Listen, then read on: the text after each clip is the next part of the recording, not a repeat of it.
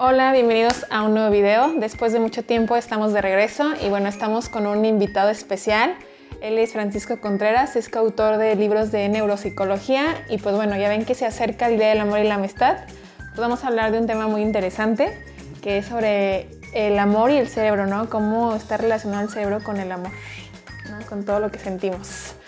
Cuéntanos, Francisco. Ok, muy bien. Bueno, primero agradecerles justamente por la invitación.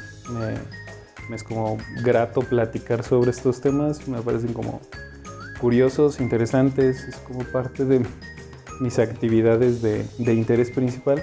Y pues bueno, a lo mejor va a sonar como muy técnico esto que voy a decir, pero es importante comentarlo. Todo lo que platiquemos aquí no necesariamente tiene que ser tomado como una receta de cocina. Hay algo que se llama reduccionismo y es algo muy común cuando empezamos a hablar justamente como de cosas del cerebro y así, porque lo que ocurre es que creemos que el cerebro lo es todo ahora.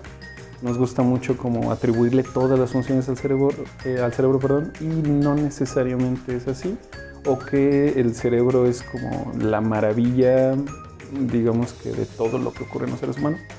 Entonces, no todo está en el cerebro, eso es importante, pero mucho de lo que vamos a hablar en esta parte pues tiene que ver con el cerebro. Entonces, nada más como esa advertencia y pues a partir de ahí, digamos que el tema que quieras como introducir, estoy dispuesto a responder a través de lo que conozco y sé un poco de... Sí, muy interesante. Siempre lo he dicho que el cerebro es como una máquina extraordinaria, ¿no? Es muy, a mí se me hace muy interesante cómo el cerebro funciona a partir del ser humano, ¿no? Y ahorita que se acerca esto del amor y la amistad, ¿cómo está relacionado el cerebro con el amor? ¿Cómo funciona cuando uno entra como a esta etapa de enamoramiento? ¿Qué ocurre en el cerebro? Ok, es una pregunta gigante, bastante grande, pero pues da muchísimo como para poder explicarlo.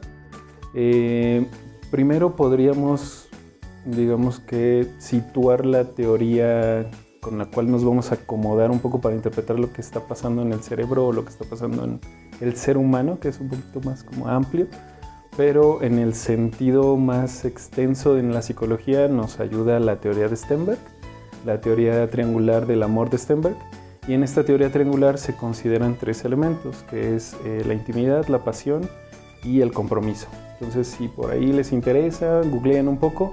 Esta teoría triangular es como bastante interesante porque nos permite considerar los elementos, digamos, clave del amor, y a partir de ahí ya tenemos como un ojo más como educado, digamos, como más claro, la lente para poder empezar a ver lo que es el amor. Entonces, a partir de ahí podemos ver cómo, por ejemplo, los abrazos, las caricias, las miradas, pero también las metas a largo plazo empiezan a tomar relevancia. El cerebro, si bien aporta como el 90% de esas actividades, pues no es lo único. Participan hormonas, participan condiciones socioeconómicas, guerras, ideas, la literatura, el cine, muchísimos elementos, digamos, socioculturales que también impactan. Ya más en específico, podemos hablar como de los primeros momentos o de las primeras miradas, y también de algunos otros factores que intervienen, digamos que a nivel muy por debajo del umbral de la percepción, es decir, no nos damos cuenta que están ocurriendo, como es el caso de la percepción de hormonas que se encuentran en el aire y que son percibidas a través de la nariz, y estas justamente activan algunas áreas en el cerebro que facilitan el podernos vincular con otras personas. Estas conocidas como el complejo de histocompatibilidad, que está altamente desarrollado en las mujeres, es una forma de indicador biológico que les permite a las mujeres, sin que se den cuenta, generalmente elegir la pareja. Entonces pareciera ser que no están necesariamente conscientes de esos mecanismos, pero nos permite ir como seleccionando las parejas. Es muchísimo más fácil que identifiquemos a una pareja a través del olor, por ejemplo, y eso no tiene nada que ver con a lo mejor la visión romántica del amor como a primera vista. Fíjate que qué interesante porque también conlleva como el perfume, ¿no? Ok, es posible, sí. Y no sé, me relacioné como en los animales. Ya ves que también tienen como ese instinto. Cuando la hembra está en... ¿Cómo se llama? ¿Celo? En celo. Ajá. Es cuando se atraen más, atraen más como Sí, a los machos, ¿no? Pareciera que ocurre lo mismo. Bueno, yo tengo una gran referente a esto porque cuando la mujer está como en sus días fértiles, el hombre tiende a tener como más deseo sexual. Yo quisiera que me dijera si es mito o es real. Hablando ahorita de los olores, ya ves que las mujeres también sueltan como cierto olor. Con... Sí. No sé si me entiendo. Todos los ciclos hormonales y los ciclos vitales en general de los seres humanos, incluso la alimentación, por ejemplo, tienden a tener respuestas biológicas que no regulamos. Por ejemplo, es el desprender ciertos olores a través de los ciclos, digamos, vitales, por no describir específicamente alguno.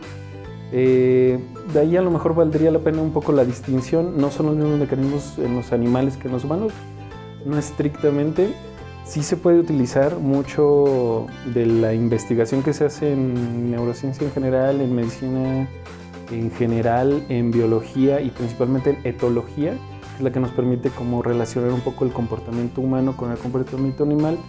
Sí nos permite hacer como comparativas, por ejemplo con los ratones o con otros mamíferos que tienen como muchas similitudes con nosotros, pero ahí a lo mejor aplica esta reglita que dije que al principio como de no podemos llegar al punto del reduccionismo. No hay como el único factor como hormonal en el caso de las mujeres y los hombres para que digamos que puedan mantener relaciones sexuales, y es que es como a lo mejor como la hipótesis.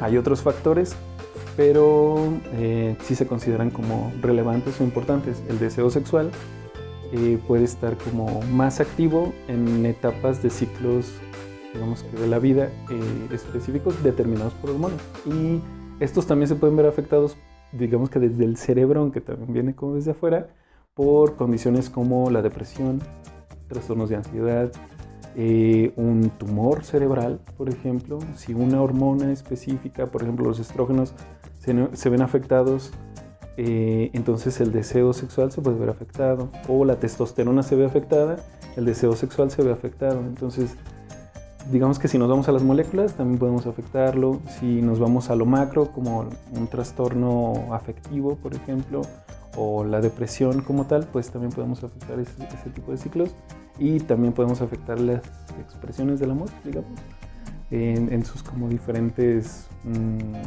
medios o de expresiones culturales, como puede ser una relación sexual o como puede ser el deseo sexual, entre otros, que tiene que ver un poco con la pasión que describe Stenberg, el modelo triangular que les decía al principio. Interesante.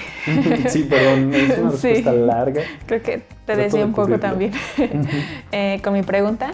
Entonces, retomando lo que comentabas, que las moléculas están sueltas en el aire y eso también es lo que atrae a la pareja, ¿no? O sea, bueno, son percibidas así, sí. Se encuentran en el aire, son, digamos que, exudadas o expelidas al aire, sí. No es la única forma de vincularnos, pero sí es importante en las relaciones y a veces no lo consideramos. ¿Qué otros factores influyen? Visuales, por ejemplo.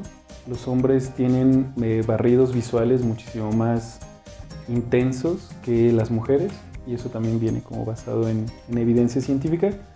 Si les interesa como los artículos, también es importante que a lo mejor me contacten y se los puedo mandar. Algunos están en inglés, otros están en español, y otros pues ya vienen como del resumen de los artículos, digamos que básicos. Pero sí hay evidencia, por ejemplo, del rastreo visual en el caso de los hombres para la búsqueda de la pareja, un mecanismo muy similar al que algunos animales presentan. Para generalizarlo, también existe eso. O sea, sí hay una característica que surge desde la vista para la atracción por una pareja, además del aroma. Y bueno, se ha escuchado, ¿no?, que en cuanto a las mujeres somos más en relación a lo emocional. Ok. ¿no? Pero creo que también ahí tiene que ver también lo visual, ¿no? Por ejemplo, el regalar unas flores también puede ver como esta percepción visual en que a lo mejor la persona sienta más atracción a partir de lo que, pues, de lo que recibe. No sé si me explique. Ok, allí es muy interesante porque en algunas culturas no hay regalos de flores. Entonces, digamos que tenemos que quitarle como, el analizar el cerebro es quitarle un poquito como las capas que asumimos como socialmente o culturalmente y digamos que tratar de tener el cerebro limpio. O sea, si a lo mejor quisiéramos analizar la conducta de un ratón, pues digamos que el ratón puede que tenga como algunos sesgos o como algunas, digamos, experiencias pasadas, no sé, si es un ratoncito de Estados Unidos, pues ha tenido como experiencias con el clima y cosas así. Y en los humanos es igual, o sea, el cerebro está como un poquito como cubierto, o yo digo como barnizado un poco con las cuestiones, o tiene un barniz por encima con las cuestiones culturales. Entonces, el percibir las flores como tal no es necesariamente desencadenante del amor. Eso es interesante porque a lo mejor alguna persona, mujer u hombre, que recibe unas flores, estas flores tienen, no sé, la asociación de la muerte de alguien o algo así, y la experiencia a lo mejor es como distinta. Tratamos de esforzarnos un poco como para mantener el cerebro limpio justamente de esos como marcas culturales o de ese barniz cultural, pero en el caso, por ejemplo, de las mujeres, sí también hay como un interés o digamos que una mayor atracción por características físicas en un hombre.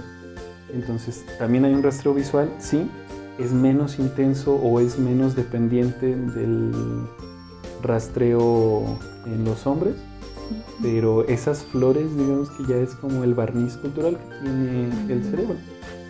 Puede ser a lo mejor una presa, o puede ser a lo mejor, o sea, bueno, pensando en los animales, o puede ser a lo mejor una casa, un carro, flores, etcétera, pero ya tiene ese barniz cultural, ¿no? O sea, y ya el cerebro, estás hablando con un cerebro, no sé, latinoamericano, occidental, quizá, pero a lo mejor en la India las prácticas no necesariamente están vinculadas con el regalo de unas flores, etcétera. Fíjate, qué interesante, porque ahorita justamente que dices que el cerebro está también como barnizado en relación a la cultura, también pues a las creencias, ¿no? Sí. Ahorita me sonó mucho que de pronto dicen que uno encuentra la pareja o se enamora del cierto tipo de persona porque tiene un parentesco a su papá o mamá. Okay. Entonces, claro, ahí tiene que ver la cultura, porque si tuvieron un papá a lo mejor violento, pues pudiera ser que sea atractivo o no, dependiendo. Pero en cuestión a eso, ¿cómo el cerebro actúa cuando de pronto mencionan como este tipo de relación para encontrar una pareja? No sé si lo habías alguna vez escuchado o te han hecho esa pregunta. No me queda como tan clara la pregunta. La pregunta sería como si como los antecedentes, no sé, las figuras paternas, maternas, tienen como implicaciones En encontrar una pareja parecida. La pregunta es complicada porque supongo que viene desde el planteamiento como del trauma y de la resolución del problema como del pasado y todo esto. Entonces es un poco complicado explicarlo como a través de experiencias pasadas, porque el modelo, digamos, para estudiar el cerebro no es tan fácil que conciba ese como feeling que tienen las relaciones pasadas. Creo que viene más un poco como del análisis sistémico, por ejemplo, de formas de interacción, o del análisis psicoanalítico. Entonces ahí sí es un poquito más complicado dar una sola respuesta, digamos que desde lo biológico, como si hubiera una marca o una imprenta, una impresión en el cerebro de esa persona, mujer u hombre, para elegir la pareja a través de los patrones de comportamiento de los padres. Sería como demasiado arriesgado. No me atrevería a responder la pregunta con fundamentos biológicos o desde el fundamento como de esta área, porque creo que no encuentro como una forma de biologizar esas interacciones. Sí. Por otro lado, sí, las experiencias tempranas pueden marcar las formas en las que nos relacionamos con otros. Por ejemplo, entre los 8 y los 12 años, la formación de algunas estructuras cerebrales, por ejemplo, el cíngulo, que es una parte que se encuentra como una forma de penacho dentro de la cabeza. Tipo oreja, ¿no? Bueno, tipo está como sí, la forma de la oreja. Exactamente, pero un poco como más larga, obviamente por la forma de la cabeza.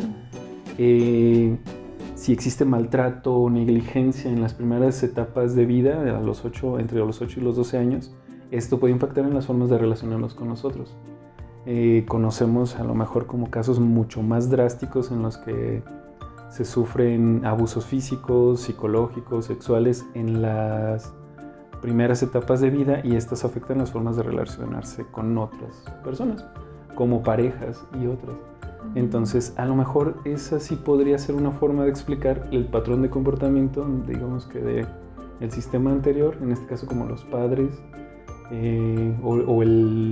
digamos que las personas de la crianza, que tuvieran efectos biológicos directos sobre el cerebro. Así sí me arriesgaría a afirmar eso. Sí, está interesante. Por ejemplo, yo tengo el enfoque sistémico y sí, mucho tiene que ver las interacciones o la relación o las pautas que se repiten de generación tras generación, y eso conlleva que de pronto uno encuentre como a esa persona, pues sí, que siga como cierto patrón, ¿no? Que pueda volver a repetir el patrón, ¿no? Entonces... como formas de interacción. Las formas de interacción. Pero de pronto me entró esta duda porque yo no tengo como tanto conocimiento en la neuropsicología, pues sí se me hace como muy interesante, y justamente esto que mencionas de las etapas de desarrollo creo que son como las más importantes, ¿no? Pues sí. El niño va como desarrollándose, ¿no? Y es cuando digamos que se está reconstruyendo con su cerebro, ¿no? Está muy interesante. ¿Qué otra cosa influye para que uno entre como en esa etapa de enamoramiento? Pues quizá como de la primera etapa de la que hemos hablado, como del primer vistazo a lo mejor, o como del primer momento de atracción.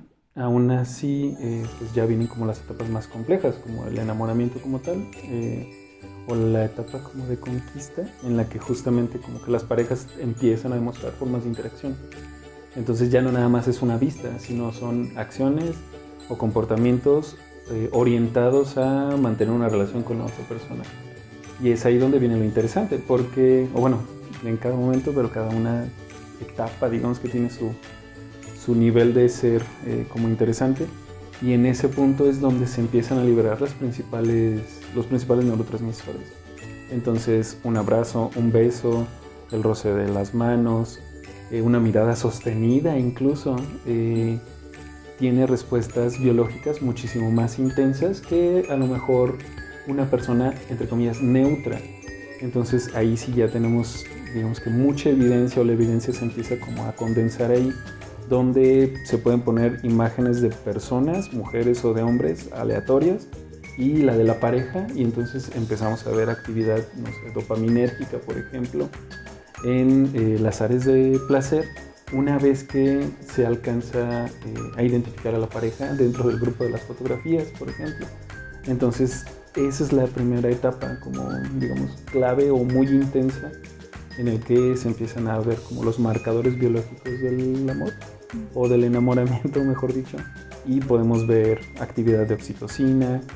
Un ejemplo que siempre utilizo en clase para que, digamos, que lo palpen, porque pues ya son universitarios, ya han tenido por lo menos un interés romántico hasta ese momento, es esa primera vez que su novia, novio, pareja les dice: aquí estoy en el cine, no te veo, ¿dónde estás? Y entonces sienten el corazón así que les palpita, están nerviosos, tiemblan, se les caen las palomitas, no saben qué película pedir, están considerando como 1,000,000 de cosas al mismo tiempo, pero ese aumento de la frecuencia cardíaca y de que no saben qué hacer, se les acaba el aire, se les salen los gallos, eso es como la activación de todo el sistema simpático y parasimpático peleándose para saber que se tiene que hacer como lo correcto. Pero si huyo o no huyo, ¿no? Exactamente, ajá.